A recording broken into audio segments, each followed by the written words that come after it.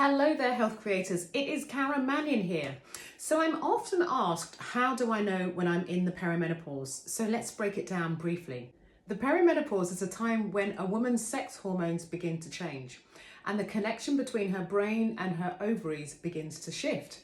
Symptoms of this change may typically start around the mid-40s, but it can start earlier, sometimes as early as the mid to late 30s. Now, in the early stages of perimenopause, you might not notice too much. Your cycles will begin to shorten and you might begin to feel pain around the ovaries around the time of ovulation because follicle stimulating hormone begins to rise. And with a higher number of follicles being stimulated, there is a higher amount of estrogen being produced. This can lead to heavy and painful periods.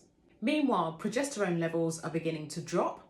So you've got these high amounts of estrogen and these lowering amounts of progesterone, which can cause additional symptoms such as migraines, mood swings, anxiety, heart palpitations, PMS, to name a few symptoms.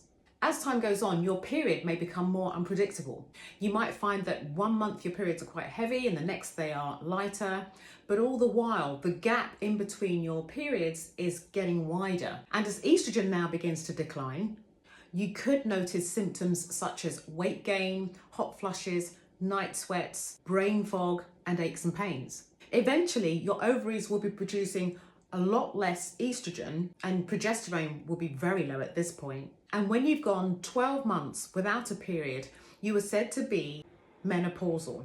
So being in menopause lasts just 1 day, and the day after menopause, you are said to be postmenopausal. So now it's really important to understand when you're postmenopausal, you will still be producing estrogen, but the vast majority of that estrogen will be being produced from your adrenal glands. Now, your adrenal glands are normally known for producing your stress hormones. So now they also have to produce your sex hormones too. So it's really important that you begin to start to manage levels of stress because your body will always favor managing stress and keeping you safe over producing your sex hormones.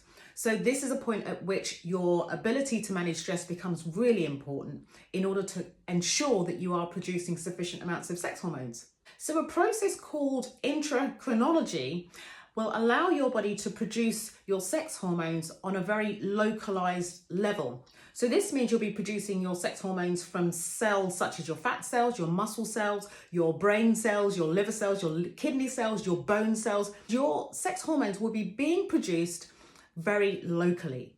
Now, this is to avoid too much circulation of estrogen around the body. This was fine when you were in your reproductive years where you had plenty of progesterone, but the body now needs to keep you safe. So estrogen is produced at very local levels to prevent systemic circulation of estrogen. So even though your sex hormones may appear low in your blood tests, what really matters is what's happening inside your cell, which is often not tested. So your body is still producing sex hormones, just in a safer, more localized way to prevent the occurrence of things such as endometrial hyperplasia and also cancers. So whereabouts are you in this whole process of perimenopause? Have you reached menopause yet? Are you now postmenopausal? I'd love to hear. See you later, health creators.